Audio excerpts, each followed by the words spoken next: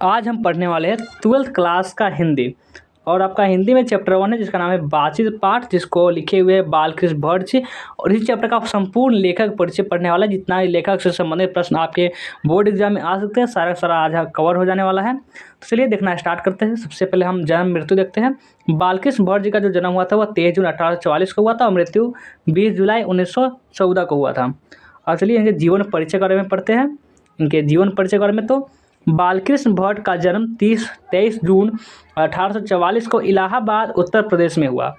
इनके पिता बेनी प्रसाद भट्ट एक व्यापारी थे तथा माता पार्वती देवी एक सुसंस्कृत महिला थी, जिन्होंने उनके मन में यानी बालकृष्ण भट्ट जी के मन में अध्ययन के प्रति रुचि जगाई।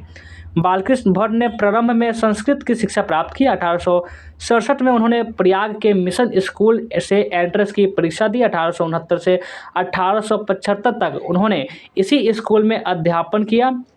1885 में वे प्रयाग के CAV स्कूल में सुसंस्कृत के अध्यापक बने तथा 1888 में प्रयाग के कायस्थ पाठशाला इंटर कॉलेज में जो पाठशाला था इंटर कॉलेज में अध्यापक के पद से नियुक्त हुए, किंतु अपने उग्र स्वभाव के कारण उन्हें नौकरी छोड़नी पड़ी, यानी थोड़ा सा बदमाश टाइप का रहे होंगे।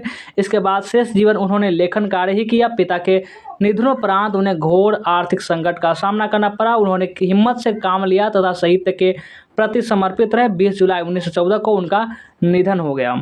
और आगे और भी है, अब इतना खत्म नहीं होता है, पूरे इनके बारे में पढ़ने वाले हैं। तो अब आते हैं इनका साहित्यिक परिचय के बारे में पढ़ते हैं। बालकृष्ण भट्ट ने भारतेंदु हरिश्चंद्र की प्रेरणा से यानी मोटिवेशन से हिंदी वर्धनी सभा प्रयाग की ओर से 1877 में हिंदी प्रदीप नामक, आपको एग्जाम में आकर हिंदी प्रदीप नामक जो पत्र का प्रकाशित किया था 1877 में, मासिक पत्र निकाली तथा 33 वर्षों तक इसे चलाया भी।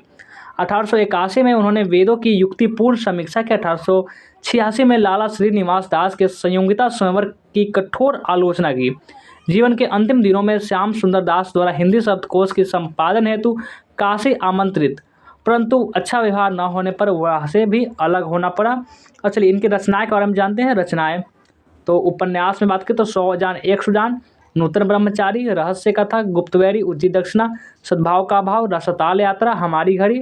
और नाटक में बात करें, नाटक में तो किरदार जोड़िए, नल दमयंती, पद्मावती, शिशुपाल वध, पतित पंचम, सीता वनवास, मेघनाथ वध, चंद्रसेन, शिक्षादान, वृहनल्ला, कट्टर सोम की एक नकल, भारतवर्ष की कली, दो दूरदर्शी, इंग्लैंड स्टोरी और भारत जर्नी, एक रोगी और एक वैद, रेल की विकट खेल, बाल विवाह आदि इनकी नाटक है।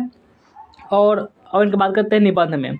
निबंध में अगर बात करें तो निबंध की संख्या लगभग कितनी है, 1000, जिनमें से 100 से ज़्यादा अति महत्वपूर्ण है। उनमें निबंध भट्ट निबंधशाला नाम से 2 खंडों में प्रकाशित हुए। और प्रहसन की बात करें तो नई रोशनी का विष, जैसा काम वैसा परिणाम, आचार विडंबन आदि है।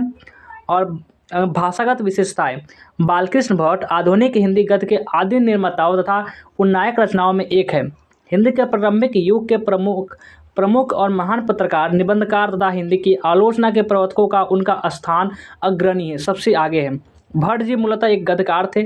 उनके गद्य की भाषा और कला की जड़ें परिवेश और यथार्थ में ही नहीं थी, लोक व्यवहार में, बोलचाल, बातचीत और अभिव्यक्ति में मूर्त भाषा और कला ही उनके गद्य का क्लेवर बन जाती है। इनकी शैली व्यक्तित्व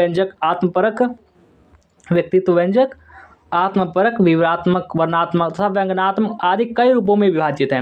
उन्होंने अनेक उपन्यास, नाटक व प्रहसन लिखे, किंतु निबंध में उनकी अपनी ही एक विधा है। आचार्य रामचंद्र शुक्ल ने निबंधकार के रूप में उन्हें अंग्रेजी साहित्य के एडिसन और स्टील के श्रेणी में रखा। तो ये था आपका बालकृष्ण भट्ट का संपूर्ण लेखक परिचय, संपूर्ण इनके जो परिचय थे बालकृष्ण भट्ट का परिचय। तो कैसा लगा आज का ये वीडियो हमें कमेंट करके जरूर बताएंगे। लाइक नहीं किए हो तो जल्दी से प्लीज़ लाइक कर देंगे, शेयर भी कर देंगे। और सब्सक्राइब नहीं किए हो तो जल्दी से आपसे निवेदन है कि सब्सक्राइब जरूर से कर लेंगे।